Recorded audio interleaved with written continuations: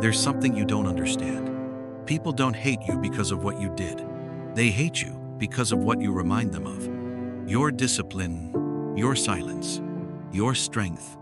It exposes the weakness they've been trying to hide their entire life.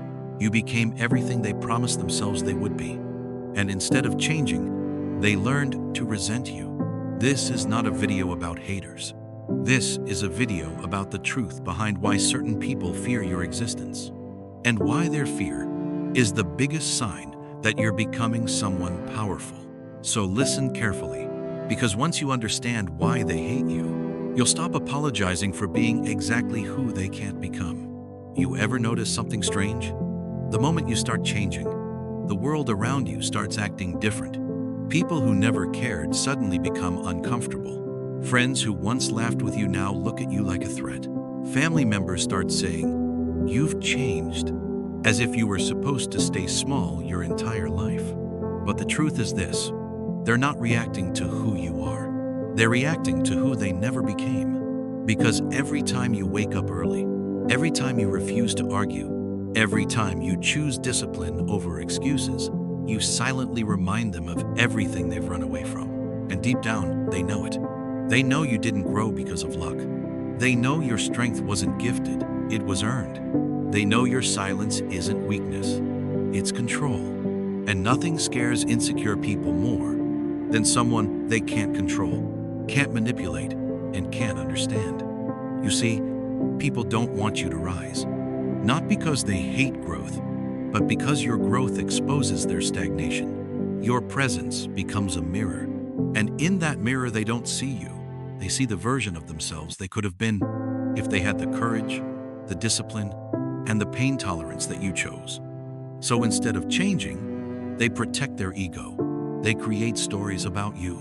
They label you cold, arrogant, distant, because it's easier to demonize you than to confront the parts of themselves they've abandoned. But here's what you need to understand. They hate you because they can't be you, not because you're special, but because you became the person they swore they'd become, but never did. This entire video is not about hatred. It's about the psychology behind envy, insecurity, and fear. It's about understanding why your presence triggers people, and why that is actually proof that you're on the right path. If you stay until the end, you'll walk away with a truth that Stoics lived by for centuries. When you rise, you will be resisted. But that resistance is the sign that you're rising. So sit back, take a breath, and let's begin this journey into the mind, not theirs, but yours. Chapter 1. The truth about why people hate you. Most people think hatred begins with anger, but the truth is, hatred begins with comparison. The moment someone looks at you and sees what they could have been, but chose not to become, something inside them fractures. They don't hate you, they hate the gap between your reality and their potential. And that gap is a wound they don't want to look at, because looking at you means looking at their missed opportunities, their wasted years, their broken promises to themselves. And so, instead of facing the truth, they convince themselves of a lie. You're the problem, the uncomfortable mirror. Every human walks around with a mirror inside their mind. And when they look at someone stronger, more disciplined, more focused, that mirror doesn't reflect admiration. It reflects inadequacy. Your presence becomes a psychological spotlight, shining on the parts of them they've ignored. Your discipline highlights their laziness. Your calmness highlights their emotional chaos. Your growth highlights their stagnation. The Stoics said, "No man is hated for being better than others. He is hated for making others realize what they are not." That is why, when you start leveling up, you start losing people. Not because you changed, but because your growth changed the way they see themselves. They don't hate your success. They hate the proof. Success alone doesn't trigger people. Proof does. The proof that someone like you, someone from the same city, the same background, the same struggles, managed to rise beyond excuses. Your existence becomes a reminder that they could wake up earlier, they could control their temper, they could focus on their life, they could break their addictions, They could rebuild their identity, but they didn't. And rather than admitting that, they target the one who did. It's easier for them to say, "You got lucky. You've changed. You think you're better. You got attitude." Because if they accept you earned it, they'd have to accept they accept you earned it. They'd have to accept they didn't. Emotional cowardice. The real reason behind their behavior. Most people are emotionally weak, not because they choose to be, but because no one taught them the strength of self-honesty. They run from accountability, like it's poison. And when they see you embrace pain, discipline, silence, and growth, they panic, because you're doing everything they told themselves is too hard. You're living the life they told themselves they'd start next Monday. You're becoming the person they once imagined, but never had the courage to pursue. So instead of growing, they attack the one who grew. Instead of improving, they gossip. Instead of fixing their chaos, they criticize your calm. It's not hatred. It's emotional cowardice disguised as judgment. The Stoic explanation. The ancient Stoics understood this perfectly. Marcus Aurelius wrote, "When a man suffers, he attacks what he thinks caused his pain. But insecure people suffer from their own reflection, so they attack you." Seneca said, "Those who envy you admit your greatness. They only deny it with their words." In other words, every insult, every silent stare, every jealous reaction is actually an unspoken confession. You are becoming someone I wish I could become. Your existence exposes the inner chaos they try to hide, the fear that no one talks about. There is a specific kind of fear people feel around you, a fear that comes from watching someone break the limits they once accepted. Your discipline scares them. Your silence confuses them.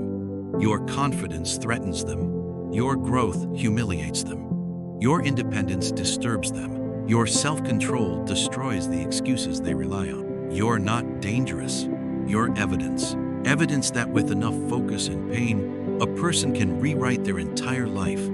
And nothing terrifies the average person more than watching someone they once considered equal become someone extraordinary. So, what is the real truth? People don't hate you. They hate the awakening you force inside them. They hate that your presence demands self-reflection. They hate that your choices expose their avoidance. They hate that your growth shows them their decline. But here's the deeper truth. If your existence causes discomfort, it means your path is powerful. Only the weak try to destroy what they cannot become. Only the insecure feel threatened by someone else's discipline. Only the stagnant feel attacked by someone else's progress. Your rise is not the problem. Their refusal to rise with you is. Chapter 2. Silence as Power. Why your quiet presence triggers people. They never feared your voice. They feared what happened when you stopped using it. Because silence, real silence, is not the absence of sound. It is the presence of truth. And truth terrifies people who have spent their entire lives running from themselves. Most people talk because they're trying to fill the emptiness inside them. You stay quiet because you've already met yours. You've already wrestled with it. You've already survived what they can't even look at. Silence, to the insecure, feels like judgment, but to the Stoic, it is simply mastery, the refusal to waste words on what doesn't matter.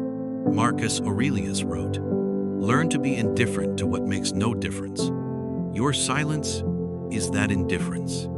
It's the moment you walk into a room and every loud personality suddenly feels exposed. They sense something disciplined in you, something self-controlled, something they don't recognize because they've never built it in themselves. You don't react. You don't flinch. You don't need to talk to prove you exist. And that more than anything shakes them. People who live in chaos are threatened by those who live in control. Their minds are noisy. Your silence reminds them how loud theirs truly is. It forces them to confront the truth they've buried under small talk, jokes, drama, gossip, and noise. You become a mirror they never asked for, a mirror that shows them the life they could have lived if they had chosen discipline over distraction. This is why your presence tightens rooms. This is why your calmness feels like pressure to them. This is why they mistake your quiet for arrogance, for coldness, for something hostile. They don't understand that silence is a stoic weapon, a shield, a form of control, a declaration of inner order. Seneca said, "Speech is great, but silence is greater still." Not the silence of fear, but the silence of someone who has mastered himself. Someone who chooses when to speak because he understands the cost of every word. You've learned that most conversations are traps. Most reactions are invitations to lose yourself. Most arguments are designed not to solve anything, but to pull you down to someone else's level. So you stepped back. You observed. You stopped giving your energy to noise. And suddenly, they grew uncomfortable. Because your silence was not passive. It was active. An active reminder of your discipline. An active threat to their illusions. An active contrast to their chaos. People fear the ones who don't reveal themselves easily. Because unpredictability is power. You don't play the social game. You don't reveal your every thought. You don't react on command. You carry mystery. And mystery is intimidating to the predictable. Your quiet presence forces them to ask questions they don't want answers to. What does he know that I don't? Why doesn't he need validation? Why isn't he bothered? What is he thinking? To them, silence is empty. To you, silence is strategy. It creates space for your mind to breathe. It protects you from pointless reactions. It becomes the ground where your strength grows. When you don't rush to fill the silence, the world fills it for you. They assign meanings to your quiet. They project their fears, insecurities, and anxieties onto you. You don't say anything, yet somehow you say everything. In a loud world, quiet people are mysterious. In a chaotic world, calm people are threatening. In a dishonest world, silent people are dangerous because silence exposes the noise around it. This is why they can't stand your presence. Not because you harm them, but because you remind them of who they are. When the noise dies, your silence unclothes pretenders. It brings truth to the surface. It reveals the weak foundation behind loud confidence. It cuts through the illusions people try to hide behind. It is a form of dominance that requires no effort, only discipline. And this is the secret most people never learn. When you control your tongue, you control the room. When you control your reactions, you control the outcome. When you control your silence, you control yourself. Silence is not emptiness. Silence is presence. A presence so grounded, the world either respects it or fears it. And that brings us to the next chapter, where we explore the truth behind a reality most people never accept. Not everyone hates you because of who you are. Some hate you because of who they could have become if they had your discipline, your calmness, and your silence. Chapter 3. Your discipline is their insecurity. There is a strange reaction people have when you start becoming disciplined. They don't clap. They don't support you. They don't feel inspired. Instead, they feel threatened. Not because your improvement harms them, but because your improvement exposes them. Every time you choose discipline, someone around you feels judged, not by your words, but by your existence. Your early mornings expose their laziness. Your self-control exposes their impulses. Your habits expose their addictions. Your growth exposes their excuses. And the more consistent you become, the more uncomfortable they feel. Because deep down, they know you didn't become disciplined by luck. You became disciplined by doing all the things they avoided. Why your effort triggers others. People don't get angry because you worked hard. They get angry because your hard work reminds them that they could have done the same thing, but didn't. Your routine shows them the truth they've been hiding. They had time, they just wasted it. They had potential, they just never used it.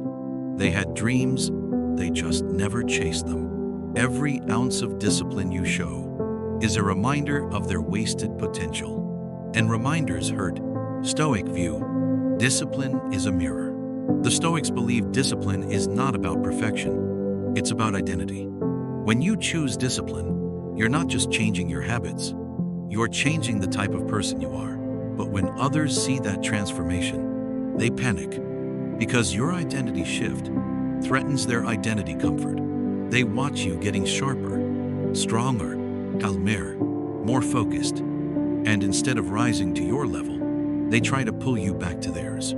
Stoic said, "A man who rises becomes a threat to those who refuse to rise with him." That's why people distance themselves. That's why they suddenly grow silent. That's why the laughs disappear. That's why their tone changes when you walk in. Your discipline is a mirror, showing them what they refuse to confront. The psychology. Your discipline breaks their delusion. Most people live in a comfortable illusion. I'll start tomorrow. I could have done that too. I'm just not lucky right now. I don't have time like you do. These are mental shields, excuses that help them survive the truth. But when they see you, someone who lived the same life, same problems, same circumstances, break that cycle, their excuses die. And when excuses die, the ego panics. So instead of admiring you, they create narratives to protect themselves. He's obsessed. She's too serious. He thinks he's better than us. She's acting different. Because admitting your discipline would mean admitting their weakness. And most people would rather lose everything than admit they could have done better. Betrayal through progress. Here's something painful. Sometimes the people closest to you will resent your discipline the most. Why? Because your rise breaks the unspoken pact that you all would remain the same. You were supposed to struggle together, complain together, waste time together, stay average together. But the moment you rise, they feel abandoned, not because you left them, but because you outgrew the version of them that they refused to kill. Your progress becomes betrayal. Your discipline becomes arrogance. Your growth becomes disrespect. But the truth is simple. You didn't break the bond. The bond broke the moment you refused to stay below your potential. The silent revenge of discipline. People underestimate this. Your discipline is the greatest revenge. Not anger, not arguments, not proving anything, just quietly leveling up, sharpening yourself, becoming wiser, becoming calmer, becoming untouchable. Stoics believe that the highest form of power is being unbothered by what bothers others. Your discipline makes you a different species, a different frequency, a different presence. And insecure people can't stand that. So why does discipline create distance? Because when you rise, you stop fitting into places that were built for your older self. You stop laughing at things that aren't funny. You stop participating in drama. You stop tolerating lazy conversations. You stop matching their energy. You stop needing their approval. You stop explaining yourself. And when you stop needing people, people start hating you. Not because you wronged them, but because without your old version, they feel ordinary. The Stoic conclusion. Your discipline is not just a habit. It is a threat, a mirror, a challenge, a reminder, a disturbance, a trigger, a transformation. And those who refuse to transform will always dislike those who do. But listen carefully. The people who resent your discipline were never meant to walk with you through the life your discipline is leading you toward. If they step away, let them. If they misunderstand you, let them. If they hate you, let them. Because at the end of the day, your discipline is not their insecurity. Their insecurity is not your responsibility. Keep rising. Keep evolving. Keep walking your Stoic path. Alone, if you must. Because the ones who are meant to walk with you will never fear your growth. They'll be inspired by it. Chapter 4. When you stop begging for effort, truth reveals itself. There comes a moment in your journey where exhaustion becomes clarity. Not the kind of exhaustion that comes from work, the kind that comes from giving pieces of yourself to people who never learned how to hold anything gently. You don't wake up one morning and suddenly stop caring. It happens slowly, like a flame that's been burning too long, with nothing left to keep it alive. One day, the fire doesn't die. It simply decides to stop burning for the wrong people. That's the day you stop chasing. The day you stop over-explaining. The day you stop carrying conversations alone. The day you stop bleeding effort for people who wouldn't lift a finger for you. And that's when the world around you changes. People call it you switching up, but it is not a switch. It is a revelation. Because when you pull back even a little, something unexpected happens. Everyone starts showing who they truly are. Some drift away without a sound. Some stay but only out of convenience. Some pretend nothing happened. Some get angry that you no longer play the role they built for you. And a rare few move closer, quietly, without being asked. This is the first truth that silence teaches you. The moment you stop begging for effort, you stop living on illusions. People's priorities become visible. Their loyalty becomes measurable. Their intentions become undeniable. You begin to notice who only loved you when you were useful, who only remembered you when they needed something, who only respected you when you kept offering explanations, who only stayed because you never stopped initiating. Pull back your energy, and the masks fall off on their own. Not through confrontation, not through arguments, not through emotional breakdowns, just silence, a silence that acts like a mirror, showing people to themselves. You learn something else too, something Stoics understood long before you were born. Most relationships survive only because one person refuses to stop trying. And when that person is no longer you, everything collapses into its honest shape. Stoics taught that one should live with virtue, not attachment, that you should give where giving is natural, not where giving is demanded. That effort must be a reflection of inner strength, not fear of losing someone. You begin to understand that your silence was never empty. It was a test, a doorway, a separation, a filter, a way of asking, without saying a word, "Are you here for me, or for what I give you?" And the answers come, not in sentences, in behavior, in who checks in when you go quiet, in who cares when your energy fades, in who stands close when you stop reaching, in who stays without the benefit of your effort. That is the beauty of silence. It requires no confrontation, yet it exposes everything. You start to see life clearly. You start to feel lighter. You start to recognize the difference between connections that drain you and connections that strengthen you. Because the truth is brutally simple. When you stop begging for effort, you stop confusing attachment for loyalty, attention for care, comfort for love. You finally understand that real effort is never loud. Real loyalty is never forced. Real respect never needs reminders. There is a cold kind of peace in this, a lonely kind of strength, but it's the kind that rebuilds you from the inside out. You stop apologizing for your silence. You stop fearing your absence. You stop shrinking your standards to keep people who never intended to grow. You realize that the ones meant for you don't panic when you pull back. They step forward. And the ones who disappear were already halfway gone. Your journey continues, but lighter now, quieter, sharper, more deliberate. Because something has shifted in you, something irreversible. You no longer beg for effort.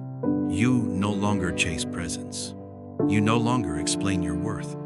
You simply watch who shows up when the noise stops.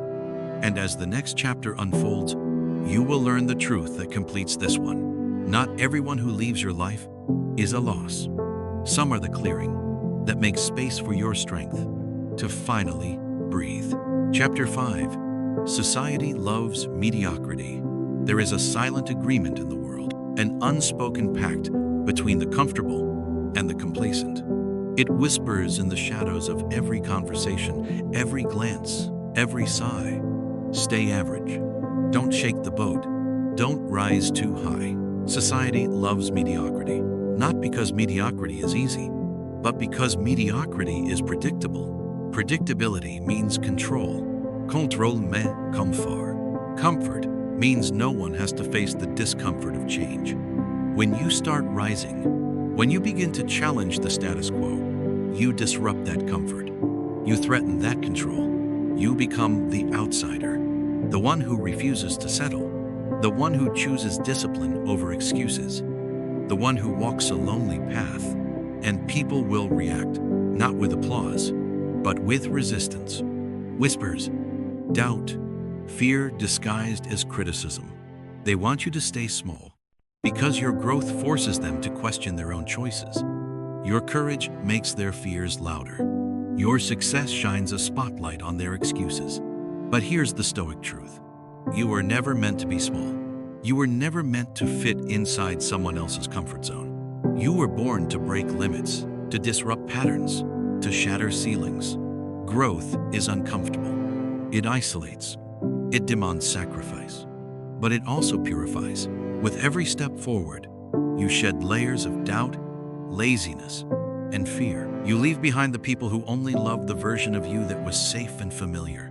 You discover who truly stands by you, and who was only there because it was easy. The path of the Stoic is not paved with approval. It is carved with resilience, patience, and relentless self-mastery. And it will ask you to choose again and again, comfort or courage, fitting in or standing out, being liked or being respected. The choice is yours. So when you feel the cold distance growing, when your circle shrinks, when the silence between you and old friends grows louder, do not despair. This is not loss. This is growth. This is purification. This is the inevitable cost of becoming more than what you once were. Remember, you are not losing people. You are losing versions of yourself that no longer belong in your future. Rise above the noise. Stand firm in your discipline. Embrace the loneliness of growth, and know that every step you take forward is a step closer to becoming the unshakable version of yourself. Chapter 6. You were not meant to be understood. There is a weight in being different, a loneliness that no crowd can fill, a silence that echoes louder than any applause. To be misunderstood is not a curse, it is the burden of those who walk a path few dare to take. You were never meant to be understood by everyone. In fact, to be understood by all is a sign that you have settled, that you have bent your edges until they are dull and safe. The Stoics knew this truth deeply. Marcus Aurelius, ruler of an empire yet a stranger to many of his own soul's desires. Epictetus, enslaved yet infinitely free, his wisdom misunderstood, dismissed, feared by those who feared freedom itself. Being misunderstood is the quiet mark of growth. It is the signpost standing at the edge of the crowd where the ordinary fears to tread. Because when you are misunderstood, you are already ahead. Imagine a lone tree growing on a rocky cliff, its roots twisted deep into the stone, branches clawing the sky. The wind lashes against it, the storms rage, and yet it stands. No other tree grows there too harsh, too cold, too unforgiving. But the tree does not seek the forest's approval. It thrives in isolation, strong because it has no other choice. You are that tree. You are the quiet island in a sea of noise, the shadow moving differently under the sunday, and in your solitude lies your power. The crowd will misunderstand your choices, mock your silence, and resent your strength. They will label you as cold, aloof, strange, but these are the badges of those who are carving a new way forward. Because to be understood, truly understood, is to be seen fully, and that takes courage. The courage to show your scars, the courage to speak truths that unsettle, the courage to walk alone when the masses choose the easy path. Solitude is not loneliness when it is chosen. It becomes sanctuary, a place where your mind sharpens, your soul breathes, and your true self emerges. Seneca wrote, "It is better to be alone than in bad company." Yet more than that, alone is where the misunderstood find their clarity. It is in the silence away from misunderstanding that you begin to hear your own voice, strong, clear, unshaken. You carry the burden of being different, but that burden is a gift wrapped in solitude and struggle. Because the crowd cannot carry what you carry. The crowd cannot reach where you are headed. History remembers the misunderstood, not the ones who blended in. Socrates drank the hemlock. rejected and scorned, yet his thoughts still echo through millennia. Marcus Aurelius ruled empires but wrestled with isolation in his own mind, finding peace in principles no one else could see. Epictetus's chains were visible, but his freedom was invisible, and that freedom terrified those who never tasted it. They hated them because they couldn't be them, and so it will be for you. But this hatred, this misunderstanding, is the price of greatness. Embrace it. Wear it like armor forged in the fire of solitude and struggle, because the peace that comes from accepting you will never be fully understood is the deepest peace there is. It is freedom. So walk your path alone if you must. Stand steady when the world turns its back. Speak your truth even when it falls on deaf ears. You are not here to be understood. You are here to be true. And in that truth lies a power no misunderstanding can touch. This is your legacy. This is your war cry in silence. And as you stand there, unyielding and alone, know this: the next chapter awaits, where you will learn to turn that solitude into strength, where you will become unbreakable, not because the world bends to you, but because you bend only for yourself. Chapter number 7. There is a silent war raging inside every person who dares to rise. It's not a battle against the world. It's a battle against the storms within. Your emotions rage. Doubt whispers. Fear lurks. And the voices outside, the critics, the haters, the doubters, they only add fuel to the fire. But here is the truth the Stoics lived by. Strength is not the absence of struggle, but the mastery over it. Emotional resilience is your first weapon. To stand firm in the chaos, you must learn to control your reactions. Not every insult deserves a response. Not every attack demands defense. Marcus Aurelius wrote, "You have power over your mind, not outside events. Realize this, and you will find strength." When the world shakes your foundations, when your path feels lonely, when the noise grows unbearable, your power lies in silence, in calm, in steady breath. You are a warrior, but not the kind who charges blindly. The true warrior moves with purpose, with discipline, with patience, with the fierce calm of a storm contained. Seneca said, "It is not that we have a short time to live, but that we waste much of it." Your fight is to protect your time, your peace, your energy. Every moment wasted on anger, on bitterness, on explaining yourself, is a moment lost forever. So when haters come, when people whisper, judge, and try to pull you down, do not give them the satisfaction of your reaction. Their opinions are shadows. They only exist if you chase them. Remember the Stoic art of indifference. What others think is none of your business. Your focus is on your path, your growth, your discipline. The warrior's courage is quiet but unbreakable. It is the courage to walk alone, to hold your silence in the face of chaos, to rise above the noise. Because true power is not loud. It doesn't need validation. It doesn't ask for permission. You will lose people. You will be misunderstood. You will be hated. But that is the price of greatness. The price of becoming someone who can't be ignored. So, embrace the silence. Master your emotions. Be the calm in every storm. Be the unshakable warrior who doesn't bend to fear or hate. And finally, when the world tries to pull you down, look inward and remember, you are not your enemy's reflection. You are the storm they fear. Chapter 8. Your rise will isolate you. They hate you because they can't be you. There is a quiet truth few dare to speak aloud. To rise, to truly ascend beyond the ordinary, is to walk a path lined with solitude. Your circle shrinks. The noise fades. Distance grows slowly, deliberately, like shadows stretching at dusk. Because growth is not a gathering of crowds, it is a shedding, a stripping away of what no longer serves you, of who no longer understands you. The people who once stood beside you, shoulder to shoulder, start to drift away, not out of betrayal, but because your rise makes them uncomfortable. Your transformation is a mirror reflecting their own fears, their own unspoken doubts.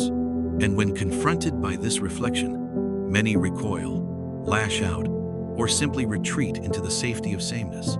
They hate you not because you wronged them, but because your very existence exposes the limits they refuse to face.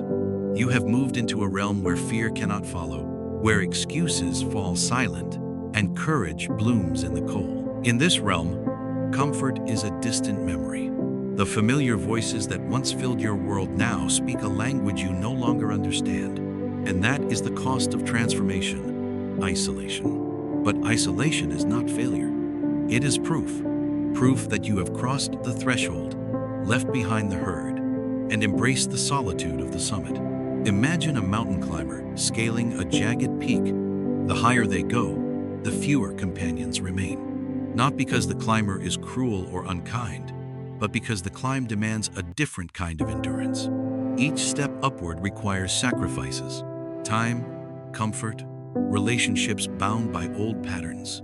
The thin air at the summit is not a punishment, it is the reward. A place where the view is clear, the mind sharp, and the spirit alone with itself. Yet, even in this solitude, you are not weak, you are becoming more. Marcus Aurelius wrote, "The impediment to action advances action. What stands in the way becomes the way." Your isolation is the impediment that propels you forward, the crucible forging your character into something unbreakable. But why does this growth breed hatred in others? Because your rise unsettles the ground beneath them. It whispers of possibilities they deny themselves. It reflects their fear of change, their longing to stay hidden. It threatens their fragile sense of control, the comfort of ignorance and complacency. So they hate, not with reason, but with panic, not with understanding, but with envy. And envy is the poison that breeds contempt. You have become the silent accusation against their surrender. In their eyes, your success is an indictment of their own failure to act. Yet the Stoics teach us that hatred, like all emotions, is an internal judgment, not an external fact. Epictetus said, "It's not what happens to you, but how you react to it that matters." So when they hate you, understand, their hatred is a testament to your rise. It is the shadow cast by your light. Do not recoil. Do not soften your edges to placate their discomfort. Stand firm. The higher you climb, the lonelier the path may feel. But that loneliness is the sound of your soul breaking free. Remember, the oak does not ask the grass to understand its strength. The ocean does not seek the approval of the pond. You are not here to be accepted by all. You are here to be true to yourself. This is the ultimate freedom. And as you walk this path, carry this with you. Their hatred is not a wall to stop you, but a gate you must pass through. Their misunderstanding is not your failure, but your calling. Your rise will isolate you, because it is not meant for everyone. It is meant for you. And in the end, when the noise fades, when the crowd has thinned, and the world grows quiet, you will stand alone, but never lonely. Because you will have found the one voice that matters most, your own, your truth, your power. They hate you because they can't be you. And that is your victory. Let this be your quiet war cry, your solemn declaration, the final echo of a journey from the shadows into the light of your own becoming, the final truth. They hate you because they can't be you. This journey wasn't about hate. It was about understanding why silence feels like judgment, why discipline threatens comfort, why growth isolates. Because when you become the version of yourself that others fear to face, you become a mirror they can't shatter. A mirror that reflects their deepest insecurities, their unspoken regrets, their abandoned dreams. And that mirror is terrifying. But here's the truth you must carry with you. You are not their enemy. You are their awakening, their reminder of what's possible, their silent proof that change is real. So stand tall in your silence. Walk proud in your discipline. Speak softly with your actions. Because the people who truly belong in your life, they won't fear your growth. They will be inspired by it. And those who resent you, let them fade into the background of your rise. Your path is yours alone, and it is worth every step. Remember, they hate you because they can't be you. But you are free. Now go out there and live it. be the unshakable force that no one can ignore.